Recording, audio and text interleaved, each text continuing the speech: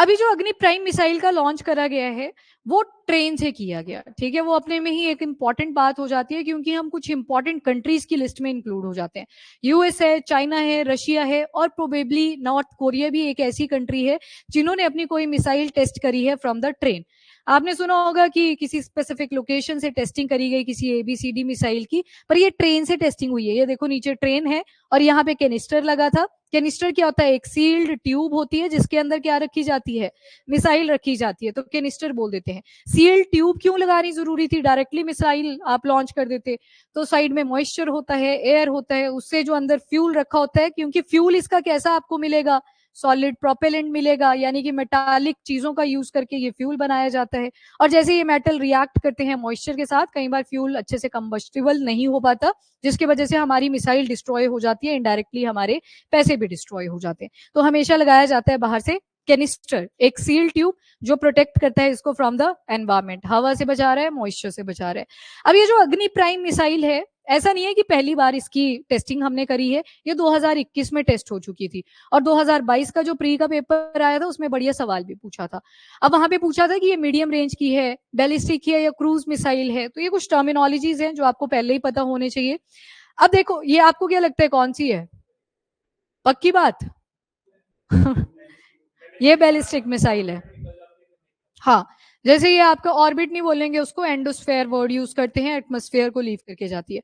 अब जैसे आपने इसकी लॉन्चिंग करनी है तो ये सबसे पहले आपके एंडोस्फेयर को लीव करके बाहर चला जाता है इन एक्सोस्फेयर।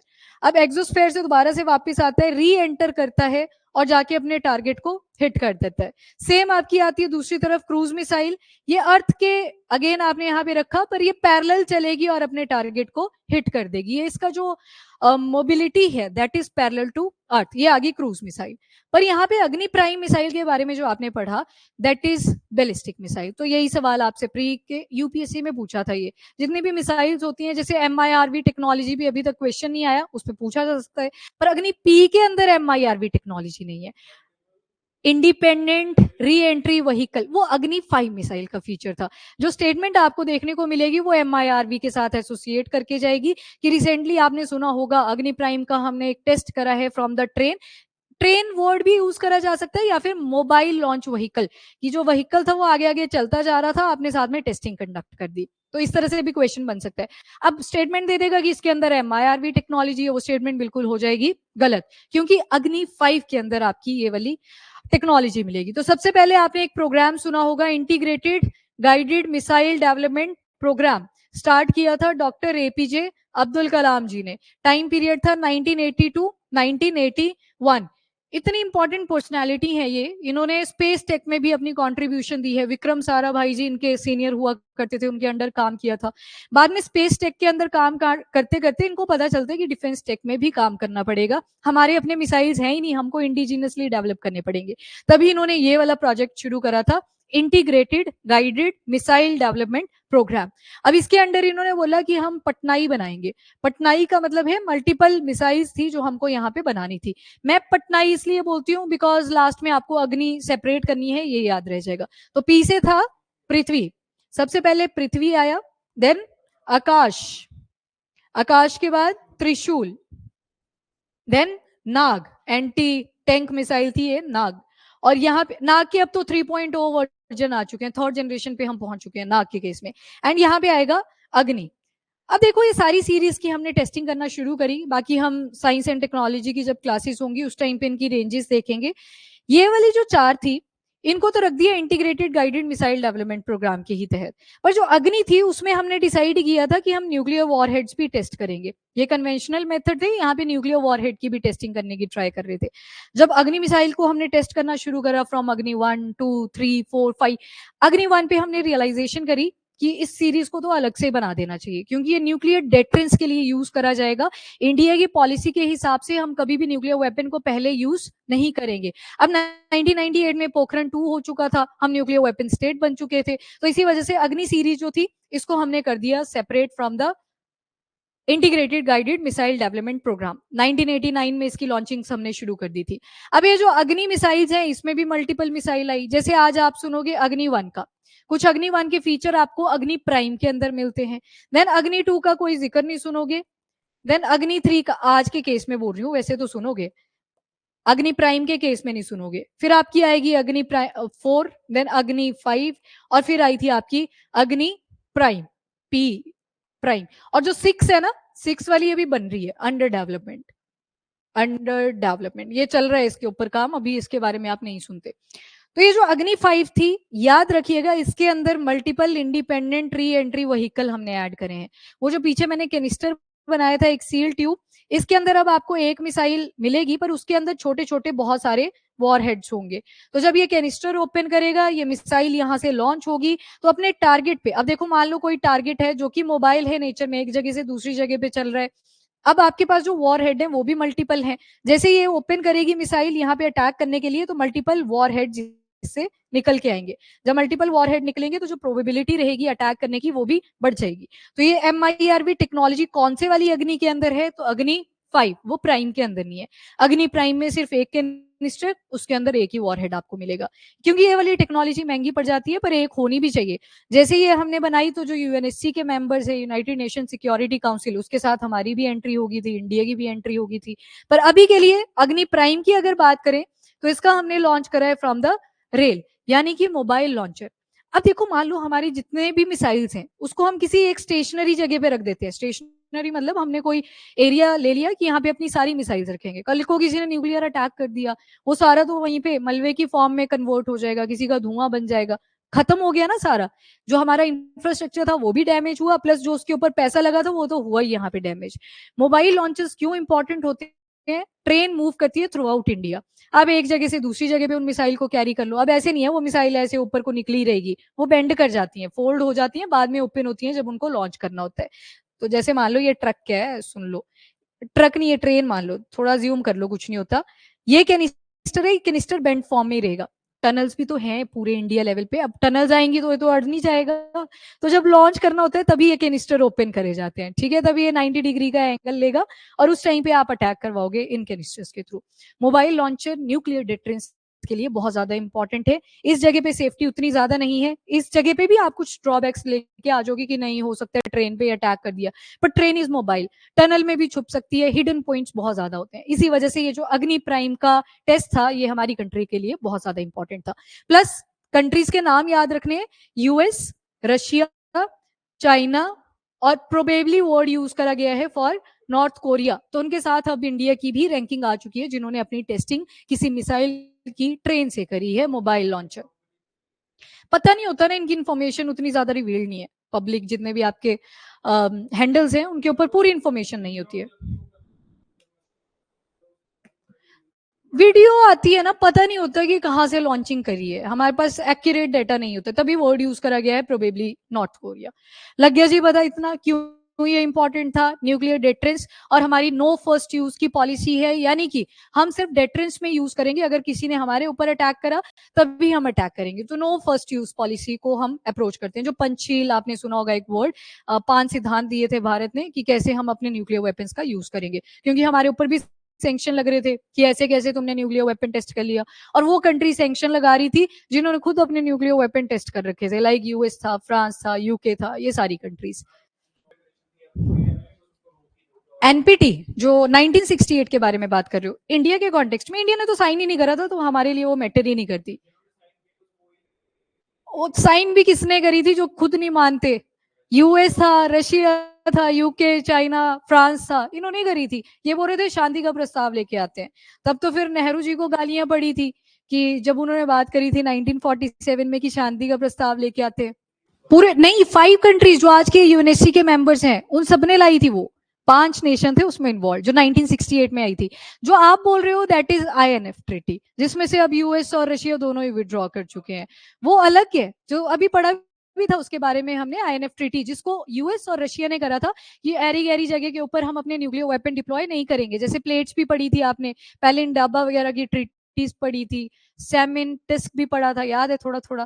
तो वो ट्रीटीज उसके अंडर फिर आई थी कि इन एरियाज में हमने कहीं पे भी न्यूक्लियर वेपन डिप्लॉय नहीं करना है। दैट इज INF ट्रीटी, वो डिफरेंट थी। इंटरमीडिएट रेंज के जो न्यूक्लियर फोर्स ट्रीटी लेके आए थे वो थी US और रशिया के बीच में। ये NPT पूछ रहे थे, जो 1968 में आई थी, 5 स्टेट्स लेके आई थी, जो मैंने नाम आपको बताया। नहीं, INF थी, NPT 5 नेशंस की थी। INF थी यूएस और रशिया के बीच में, जिसमें से अब दोनों ही विड्रॉ कर गए। हो सकती है, बहुत सारी हैं वैसे तो, तब तो फिर अश्योर्ड भी है, मल्टीपल ऐसी ट्रीटी साइन हुई है, इतनी मुझे याद भी नहीं है, पर जो काम की थी वो मैंने आपको बता दी है। ये वाली मुझे देखनी पड़ेगी जो आप बोल रहे हो, कौन सी ईयर में आई थी ये? नहीं, अगर पुरानी है फिर तो छोड़ ही दो, इसका तो आज सिग्निफिकेंस भी कुछ नहीं बचा, आज नाम भी नहीं आप सुन रहे हो, और टू बी ऑनेस्ट मैंने इसके बारे में नहीं देखा। ठीक है, चलो देख लेंगे, वैसे ऐसा कुछ नहीं है। ओके जी, तो अब डीआरडीओ ने क्या किया, टेस्ट फायरिंग करी अग्नि प्राइम मिसाइल की, तो फिर बाद में कांग्रेचुलेशन दी जाती है राजनाथ सिंह के द्वारा, क्योंकि वो मिनिस्ट्री ऑफ डिफेंस है, डीआरडीओ को भी बोलते हैं, साथ में आपके जो स्ट्रेटेजिक फोर्सेस कमांड है उनको भी थैंक यू करते हैं, क्योंकि हम अब जा रहे हैं आत्मनिर्भरता की तरफ, और न्यूक्लियर डिटरेंस भी शो करना है, क्योंकि हमारे जो पड़ोसी हैं काफी ज्यादा फ्रेजाइल है। अब इसमें भी जो अग्नि प्राइम बैलिस्टिक मिसाइल है, इसकी लॉन्चिंग जो टेस्टिंग कर ली थी वो तो 2021 की हो रखी है, पर अभी जो लॉन्चिंग हुई है that is from the train, ये इसको यूनिक बनाता है। और ये 6th है, मोस्ट रिसेंट वेरिएंट है। अग्नि 5 तक आपने पढ़ा, अग्नि 5 के बाद पहले अग्नि प्राइम थी, प्राइम के बाद 6th वाली आती है, जो अग्नि 6 अभी अंडर डेवलपिंग स्टेज में है। अब यहाँ पे लिखा है, ये जो Agni prime new generation nuclear capable missile है, it is medium range ballistic missile. Ranges के बेसिस पे भी आपकी बैलिस्टिक मिसाइल को डिवाइड करा है, जैसे नंबर 1 पे आता है very short range, very short range के लिए एक और टर्म यूज करी जाती है टैक्टिकल। इसकी जो रेंज होती है लगभग 300 किलोमीटर के दायरे में रहती है, 300 किलोमीटर। अब देखो एटमॉस्फेयर की जो लेयर्स आप पढ़ते हो, कौन से डिस्टेंस तक जाती है लगभग, एक्सोस्फेयर तक बताओ कितना, लगभग 200 किलोमीटर। तो आपकी जो वेरी शॉर्ट रेंज की टेक्टिकल मिसाइल्स हैं उसमें देख लो रेंज मिनिमम कितनी दे दी, 300 किलोमीटर। तो री एंट्री वाला जो फीचर था वो तो रहेगा ही हर मिसाइल के अंदर। नेक्स्ट आपकी आती है शॉर्ट रेंज की। नाउ ये जो शॉर्ट रेंज की मिसाइल है, बैलिस्टिक मिसाइल, इसमें आपको लगभग डिस्टेंस मिलेगा फ्रॉम 300 टू 1000 किलोमीटर तक का, ये आ गई इसकी रेंज। नेक्स्ट आएगा आपका मीडियम रेंज का बैलिस्टिक, ये वाली जो अग्नि प्राइम है ये भी कौन सी है, मीडियम रेंज की। तो अगर मैं बोलूं 1000 से 2000 किलोमीटर रेंज आपके अग्नि प्राइम की है, तो मीडियम रेंज बोलता है कि ये 1000 से लेके 3000 किलोमीटर तक की रेंज आ जाएगी। तो बैठ गई ना फिट मीडियम रेंज में। इसकी जो रेंज है दैट इज 1000 से लेके 2000 किलोमीटर तक। डन। अब ये जो अग्नि 6 है, देख रहा है ये कौन सी कैटेगरी में आएगा, मैं वहां पे एग्जांपल दूंगी आपको। अब आती है आपकी इंटरमीडिएट रेंज। इंटरमीडिएट रेंज के केस में आपका जो डिस्टेंस है वो 3000 से लेके 5000 या 5000 की जगह पे 5500 किलोमीटर भी लिखा होता है। अब इसके भी बियॉन्ड अगर आप जाओगे तो एक आती है इंटरकॉन्टिनेंटल बैलिस्टिक मिसाइल, यानी कि एक कॉन्टिनेंट से दूसरे कॉन्टिनेंट पे हिट करना है जो काफी दूरी पे है। और जैसे एग्जाम्पल, हम अपने किसी पड़ोसी पे अटैक कर रहे हैं तो उसमें तो इतना डिस्टेंस नहीं बनेगा ना, तो लैंड बॉर्डर शेयर हो रहा है, पर कहीं पे वाटर बॉडी आ जाती है, फिर कॉन्टिनेंट के बियॉन्ड आपको, या फिर चाइना के बिल्कुल ईस्टर्न पार्ट पे अटैक करना है, तो उस केस में कौन सी मिसाइल यूज होगी, inter continental ballistic missile. 5500 kilometre के बियॉन्ड इसकी रेंज रहेगी। और ये जो अग्नि 6 प्रिपेयर हम कर रहे हैं, ये भी कौन से में लाई करेगी, ICBM। 6000 तक हमने टारगेट रखा है कि यहाँ तक तो इसकी रेंज हम लेके जाएंगे। यहाँ तक रेंज इज क्लियर, ठीक है। अब अग्नि प्राइम की अगर बात करें तो एक तो न्यूक्लियर कैपेबल, यानी कि वॉर हेड आपको न्यूक्लियर मिलेगा, फ्यूल आपको न्यूक्लियर का मिलेगा। देन मीडियम रेंज कौन सी आ गई, 1000 से 3000, पर इसका स्पेसिफिक देखोगे तो 1000 से 2000 किलोमीटर तक है। और प्लस बैलिस्टिक मिसाइल आ गई तो वो री एंट्री वाला याद रखना है, पहले एंडोस्फेयर फिर एक्सोस्फेयर दोबारा से एंडोस्फेयर, यानी कि अर्थ पे ही तो आना है अटैक करने के लिए, तो बैलिस्टिक रहेगा। और 2 स्टेज के कैनिस्टर इसमें लगे होते हैं, यानी कि 2 स्टेज, याद करो स्पेस टेक वाला कॉन्सेप्ट, उसमें भी पढ़ते थे ना 2 स्टेज 3 स्टेज। स्टेज का मतलब फ्यूल को रिप्रेजेंट करा है, 2 चैम्बर बने हुए हैं, दोनों ही चैम्बर्स के अंदर कैसा प्रोपेलेंट डला हुआ है, सॉलिड फॉर्म में। तो सॉलिड वाला, अब देखो जितनी भी आपकी मिसाइल्स होंगी, कुछ एक मिसाइल्स को छोड़ के आप लिक्विड फ्यूल भी पढ़ोगे, जहां पे मैनूवरिंग करवानी होती है, जहां पे डायरेक्शन बीच में चेंज करनी पड़ जाती है, मेजॉरिटी ऑफ द केसेस में आप सॉलिड प्रोपेलेंट ही देखोगे, क्योंकि जो मिसाइल्स होती हैं उनका यूज हम डिस्ट्रक्शन के लिए करते हैं रादर देन कंस्ट्रक्शन। जो कंस्ट्रक्शन है वो तो पैन इंडिया लेवल पे रहेगी कि प्रोटेक्शन हमने करी, सिक्योरिटी जो थ्रेट हो सकती थी उसको हमने इंश्योर करा। पर इस केस में सॉलिड प्रोपेलेंट इसलिए यूज करा कि एक बार बर्निंग शुरू हो फ्यूल की, वो कॉन्टिन्यूस रहे और अपने टारगेट के ऊपर जाके अटैक कर दे। पर वहीं पे ऐसी मिसाइल जिनमें MIRV टेक्नोलॉजी लग रखी है, तो उनमें हम लिक्विड फ्यूल भी यूज कर लेते हैं, जरूरी नहीं होता, कर सकते हैं, क्योंकि वो सस्ता पड़ता है, ज्यादा रिलायबल होता है। सॉलिड में खतरा ज्यादा रहता है, अगर थोड़ा भी मॉइस्चर लग गया सारा खराब हो जाता है। तो इन केसेस में बिकॉज इनकी डिस्ट्रक्शन एक्टिविटी होती है, तो हम majority of the time solid propellants का ही यूज करते हैं। डन। तो ये कुछ चीजें हैं जो आपने ध्यान में रखनी है।